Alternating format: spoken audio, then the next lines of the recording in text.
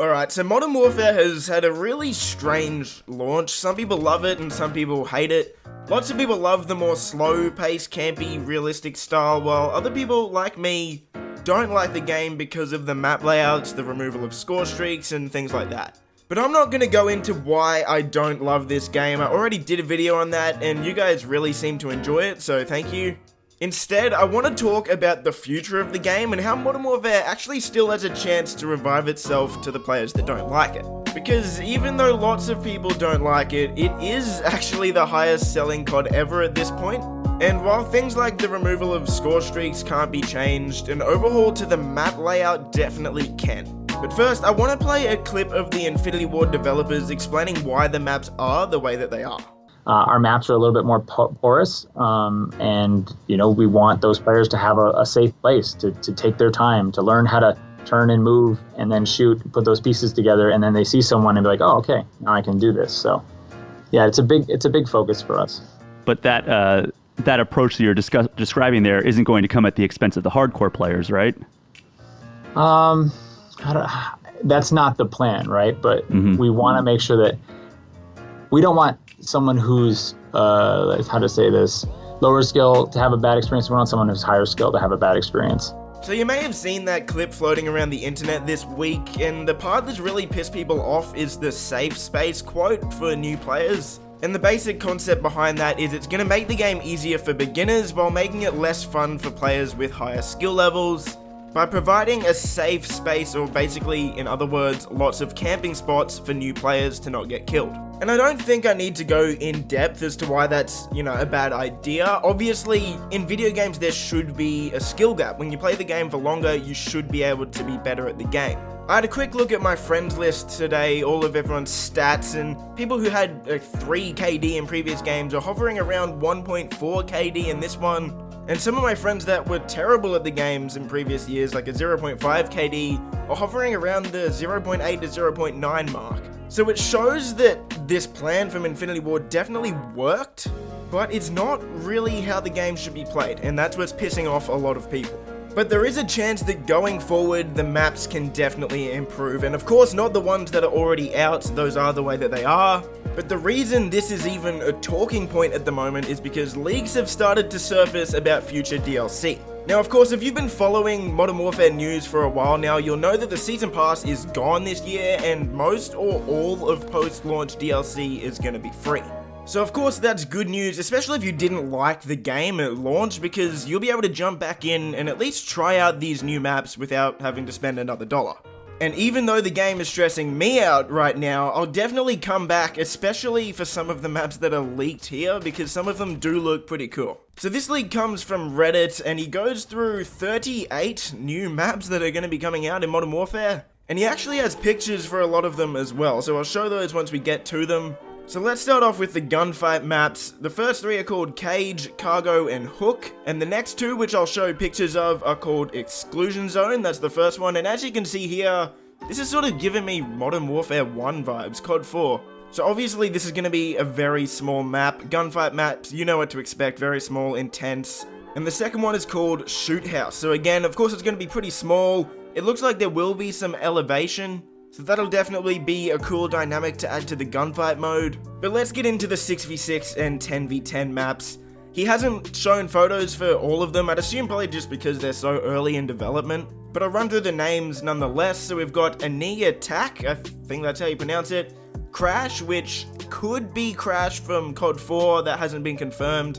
Dam, Krovnik Farmland, Gulag, Hospital, Layover, Lowline, Lumber, Mali Shev, Millbase, Oasis, Port, Prison, Ravine, Shipment, of course, from COD 4, and this will be available for day and nighttime.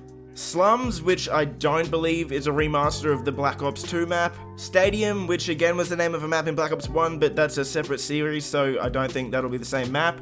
Subbase, which could potentially be a remaster of the Modern Warfare 2 map, which would definitely be exciting to see because that actually had a good map layout, unlike the Modern Warfare maps. Super, Urzikstan, Torres, Transit, and TV Station.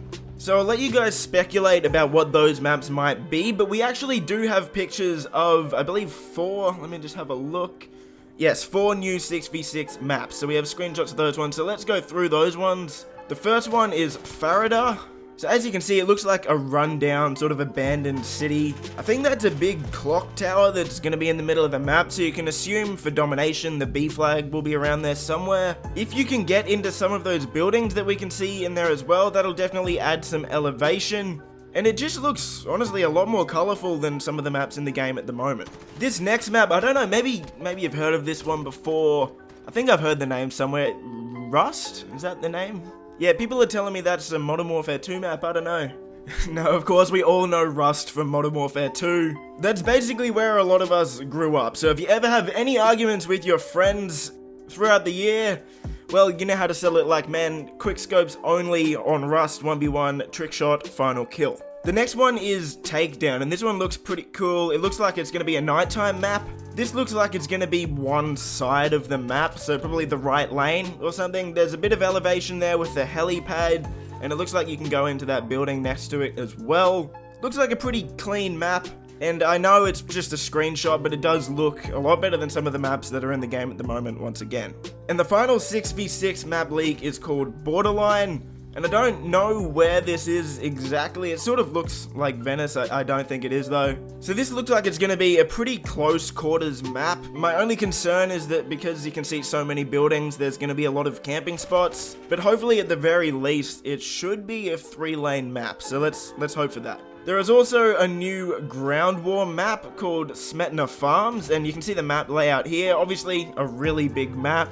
I'm not really sure where the flags are going to be just by looking at that photo there. But hey, it should be fun. It looks like you've got lots of room to drive vehicles around and whatnot, so definitely looking forward to that, and I'll jump back in for that alone. There's also going to be 2 new additions to the game as well. There's going to be a gun course, and the description for that one is make your way through the course as fast as possible while clearing all enemy targets and avoiding civilian casualties. So that looks like it's going to be returning from Modern Warfare 2. I think it'll be a different course, obviously, but the concept of the gun course is returning. And then we've got the marksman range, which doesn't have any description, but I'm going to assume it's just a place where you can test out guns. So let me know what you think of those maps below, but I want to talk about what these maps need to do in order to sort of bring people that don't like the game back. Because we've seen with games that have free updates that people just keep playing it and playing it. It's a great way, it's the new way to release content. Look at a game like Fortnite or any real battle royale. Even a game like Battlefield 5 has been doing that recently, and lots of players have come back for the free DLC.